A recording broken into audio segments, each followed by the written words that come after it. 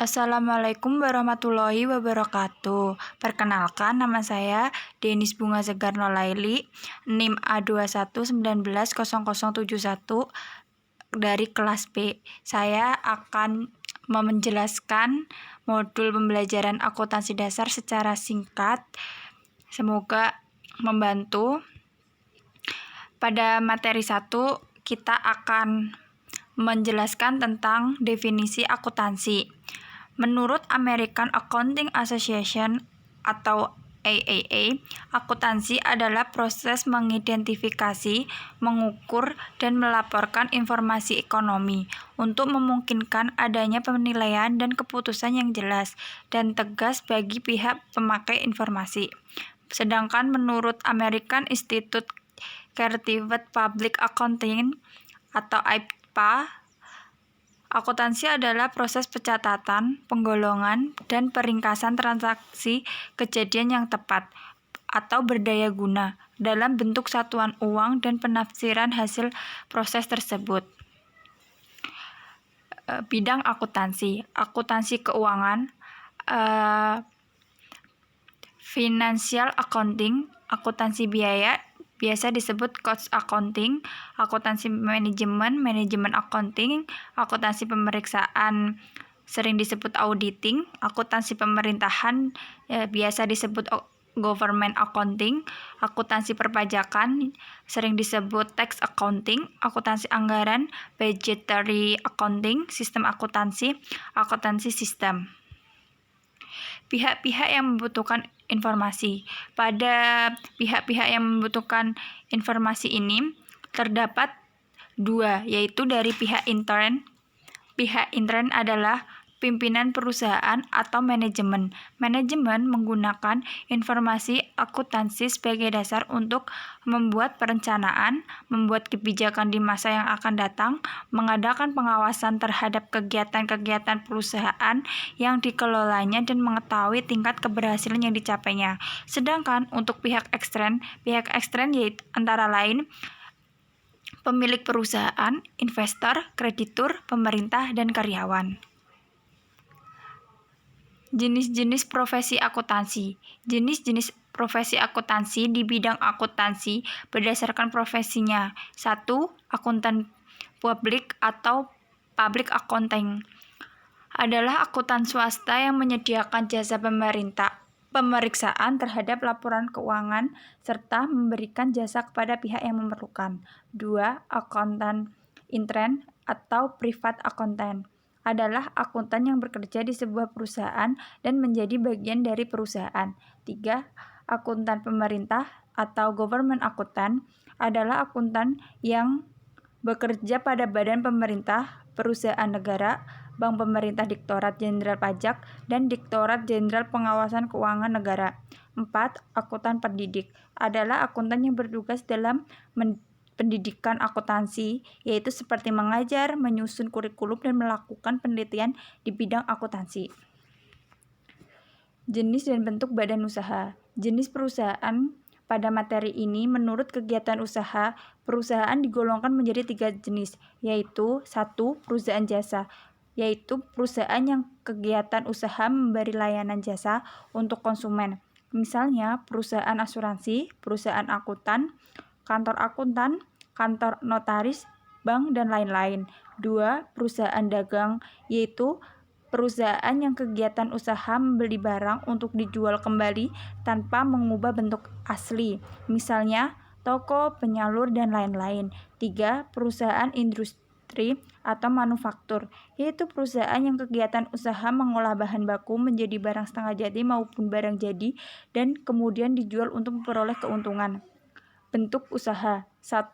Perusahaan perorangan, yaitu perusahaan yang dimiliki individu. 2. Persekutuan firma. 3. Persekutuan komanditer atau CV. 4. Perseorangan terbatas atau PT. 5. Koperasi. 6. Yayasan. Materi kedua, etika profesi akuntan. Etika profesi akuntan sendiri memiliki pengertian, yaitu menyusul suatu ilmu yang membahas perilaku, perbuatan baik dan buruk manusia sejauh yang dapat jangkauan oleh pikiran manusia terhadap pekerjaan yang membutuhkan pelatihan dan penguasaan terhadap suatu pengetahuan khusus sebagai akuntan. Prinsip etika yang tercantum dalam Kode Etik Akuntan Indonesia adalah sebagai berikut. 1. Tanggung jawab profesi. 2. Kepentingan publik. 3. Integritas. 4.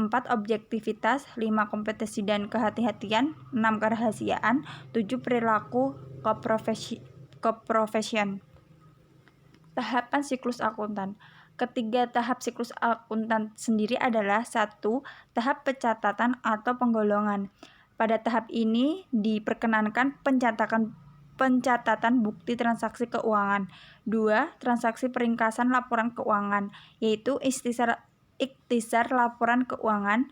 3. Tahap laporan keuangan atau keuangan pernyataan. Materi 3. Persamaan dasar akuntansi. Persamaan dasar akuntansi memiliki pengertian sebagai persamaan dasar tentang akuntansi yang secara matematis dapat dirumuskan sebagai berikut. Persamaan dasar akuntansi (PDI) adalah sistematis pencatatan yang menggambarkan suatu hubungan yang ada pada perusahaan, yaitu pengaruh transaksi terhadap posisi keuangan perusahaan yang termasuk harta atau aktif dengan sumber dayanya. Bentuk persamaan dasar akuntansi PDI adalah sebagai berikut. Harta sama dengan modal. Pada awal pendirian perusahaan, pemilik menyetor jumlah dan sebagai investasi ke dalam perusahaan.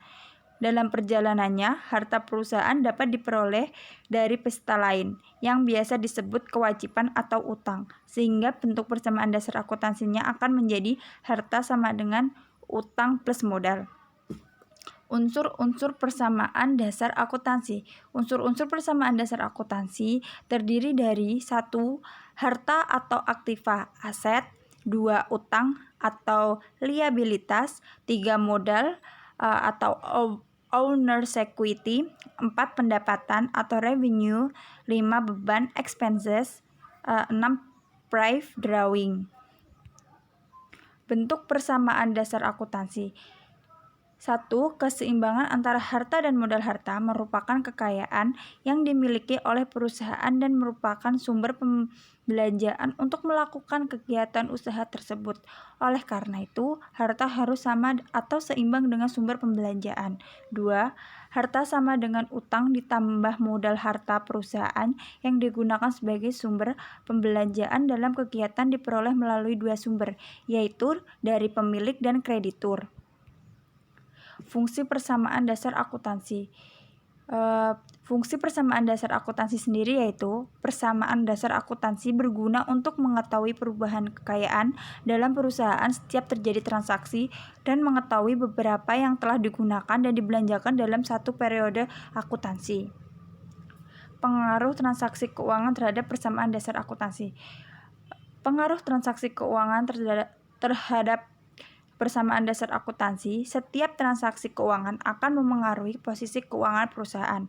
Dengan adanya transaksi dapat memengaruhi pada kelompok aktiva saja, atau bisa juga memengaruhi pasiva saja, atau bahkan memengaruhi aktiva dan pasiva secara bersamaan. Berikut tadi saya menjelaskan sedikit tentang materi akuntansi dasar yang berada di kelas 10 SMK. Kurang lebihnya mohon maaf. Akhir kata, wassalamualaikum warahmatullahi wabarakatuh.